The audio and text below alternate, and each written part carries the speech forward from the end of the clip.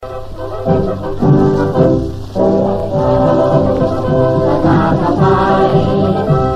จะไว้รวมใจมันในเสรี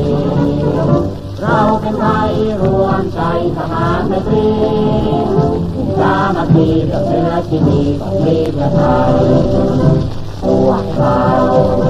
ประชาชนไทยคุณจะไว้รวมใจมันในเสรีเราเป็นไทยรวมใจทหารไมตรีสามัคคีเพื่อเชื้อที่ดีของเพื่อไทยประชาธิปไตยนั้นทำไมบูชาต่อกันมาฟังอยู่ในจิตใจ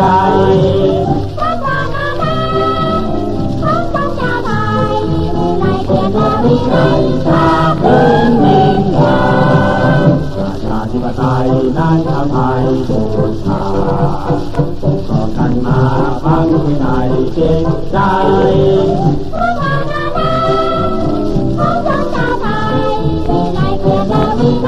ชาติเป็นวิญญา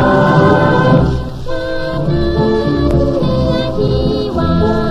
ไฟเกิดในองค์และชัดศาสนาสิทธิของมวลประชาทั่วโลกมาเคารพเพียงใจชาติเมื่อที่ว่าไฟเกิดในองค์และชัดศาสนาสิทธิของมวลประชาทั่วโลกมาเคารพเพียงใจเราชาติไทย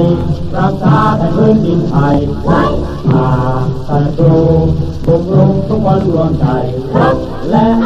ยอมตายเพื่อชาติไทยได้ชาติไทยจะเป็นไทยช่วยพวกเราเพื่อผู้ให้มันคงเพื่อเชื้อยอมสีทำล